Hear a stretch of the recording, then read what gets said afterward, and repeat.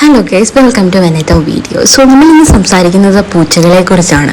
പൂച്ചകൾ വീടിന് ഐശ്വര്യമാണോ? നിങ്ങൾ എന്ത് പറയുന്നു? ഞാൻ പറയുന്നു, പൂച്ചകൾ ഐശ്വര്യമാണെന്നോ അല്ലെന്നോ വിശ്വസിക്കുന്നത് എല്ലാം നമ്മളുടെ മനസ്സിൻ്റെ മാത്രം ഒരു കുഴപ്പമാണ്. അവരെല്ലാ ജീവജാലങ്ങളെപ്പോലും ഒരു ജീവിയാണ്.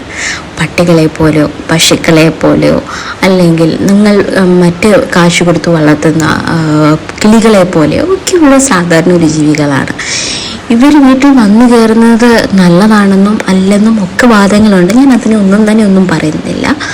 എങ്കിലും ഞാൻ പറയുന്നു, ഇവരൊക്കെ സാധാ ജീവികളാണ്. നമ്മളെപ്പോലെ ഈ ഭൂമിയിൽ ജീവിക്കാൻ അവകാശമുള്ള ജീവികൾ.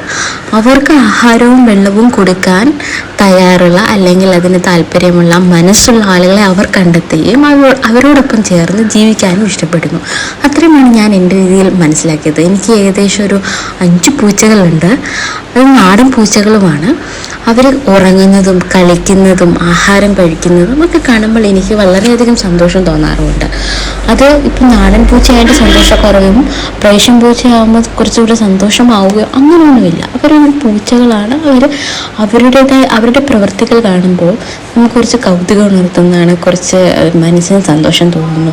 ഇതൊക്കെ കാരണം എന്ന് വെച്ചാൽ പൂച്ചകൾക്ക് മറ്റ് ജീവജാലങ്ങളെ അപേക്ഷിച്ച് റിഫ്ലക്സേഷൻ ഉണ്ട്. ഇപ്പം നിങ്ങളൊരു പൂച്ച ഇരിക്കുന്നു, അവരുടെ പുറയിലൂടെ ചെന്നിട്ട് അവരൊന്ന് പിടിക്കുകയാണെന്നുണ്ടെങ്കിൽ അവർ പെട്ടെന്ന് തന്നെ അതിന് റിയാക്ഷൻ നൽകുന്നതല്ല. മനുഷ്യരെക്കാളോ പട്ടിയേക്കാളോ ഒക്കെ വേഗതകളായിരിക്കും. അത് കാരണം തന്നെ ഇവർ കാണിക്കുന്ന ഈ ആക്ഷനുകൾ നമുക്ക് കൗതുകത്തോടെ കണ്ടിരിക്കാനും പല ഡോക്ടേഴ്സും പറയുന്ന പോലെ തന്നെ ഇത് ആങ്സൈറ്റിയും ഡിപ്രഷനും ഒക്കെ കുറയ്ക്കാനും ഒക്കെ സഹായിക്കുന്നു. ഒരു നിമിഷത്തേക്കെങ്കിലും നമ്മളുടെ ഓവർ തിങ്കിങ്ങിനെ ഇവർക്ക് മാറ്റി നിർത്താൻ സാധിക്കുന്നുണ്ട്. അതുകൊണ്ടാണ് കേട്ടോ അത്.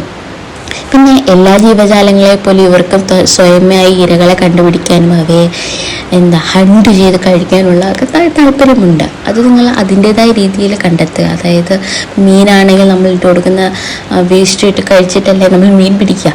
അത് തന്നെ അതേപോലെ തന്നെയുള്ളൂ ഇതും. അങ്ങനെ നാടൻ പൂച്ചകളായതുകൊണ്ട് ഇവർ വൃത്തിയില്ലാത്തവരൊന്നും ആകുന്നില്ല. ഇവരെ നമ്മൾ പരിശീലിപ്പിച്ചാൽ അവരുടെ പ്രാഥമിക കാര്യങ്ങൾ പുറത്തു പോയി തന്നെ ചെയ്യും. അതിനുശേഷം അവരുടെ കയ്യിലുണ്ടാകുന്ന മണ്ണും കാര്യങ്ങളൊക്കെ നമുക്ക് തന്നെ ക്ലീൻ ചെയ്ത് ചെയ്യാം. അത് നമ്മുടെ ഉത്തരവാദിത്വം തന്നെയാണ്.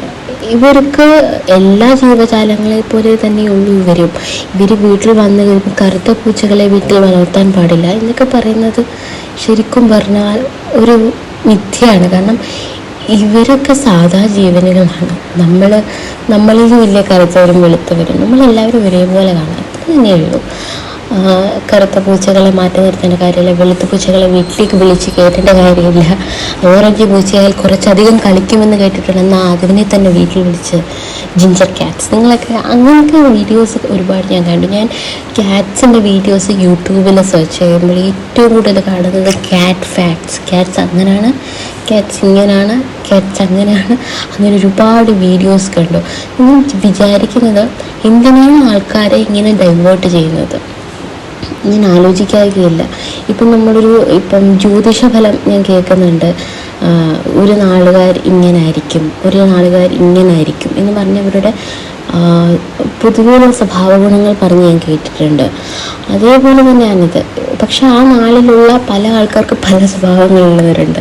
ഇത് നമുക്ക് കണ്ടിട്ട് ചുരുക്കം ചില പേര് എന്നാൽ അതേപോലെ സ്വഭാവം കാണിക്കുന്നവരുണ്ട്. അതേപോലെ തന്നെ എല്ലാ പൂച്ചകളും സെൽഫിഷ് ആണെന്നും അവർ ലോയൽ അല്ലെന്നും പൂച്ചകളെ വളർത്തുന്നവർ ലോയൽ അല്ലാതെന്നും അങ്ങനെയൊക്കെ ഒരുപാട് തരത്തിലുള്ള യൂട്യൂബ് വീഡിയോസ് ഉണ്ട്. അതിനോടൊക്കെ യോജിക്കുന്നതും യോജിക്കാതിരിക്കുന്നതും ഒക്കെ ഒരു 50-50 ആണ്. എൻ്റെ ഒരു അഭിപ്രായത്തിൽ പൂച്ചകൾ എന്ന് പറയുന്നത് അവർ കുറച്ച് സെൽഫ് സഫിഷ്യൻ്റ് ആയിട്ടുള്ള ജീവികളാണ്. അതായത് അവർക്ക് അവരുടെ കാര്യങ്ങൾ ചെയ്യാനറിയാം. അവരെ കുളിപ്പിക്കേണ്ടതില്ല, അവർ തന്നെ നക്കി തുടച്ച് വൃത്തിയാക്കുന്നുണ്ട്. അതൊക്കെ അവരുടേതായിട്ടുള്ള രീതികളാണ്. അതൊരിക്കലും ഒരു ബാഡായിട്ടുള്ള കാര്യങ്ങളല്ല. നമ്മൾ നമ്മുടെ കാര്യങ്ങൾ സ്വയമേ ചെയ്യുന്ന പോലെ തന്നെ അവരവരുടെ കാര്യങ്ങൾ ചെയ്യാൻ ശ്രമിക്കുന്നു, അത്രയേ ഉള്ളൂ. അതുപോലെ അവർക്ക് ഫുഡ് കൊടുക്കേണ്ട സമയത്ത് അവർ ഒരു പ്രത്യേകതരം സൗണ്ട് ഉണ്ടാക്കി കരയാറുണ്ട്. ചില സമയത്ത് അവർ കരയുന്ന കേട്ടുകഴിഞ്ഞാൽ നമ്മൾ അമ്മേ അമ്മേ എന്നാണോ വിളിക്കുന്നതെന്ന് തോന്നിപ്പോവും. അത് ചിലപ്പോൾ നമ്മളുടെ മനസ്സിൽ അവർ നമ്മളെ അങ്ങനെ വിളിക്കണമെന്ന് നമ്മൾ ആഗ്രഹിക്കുന്നത് കൊണ്ട്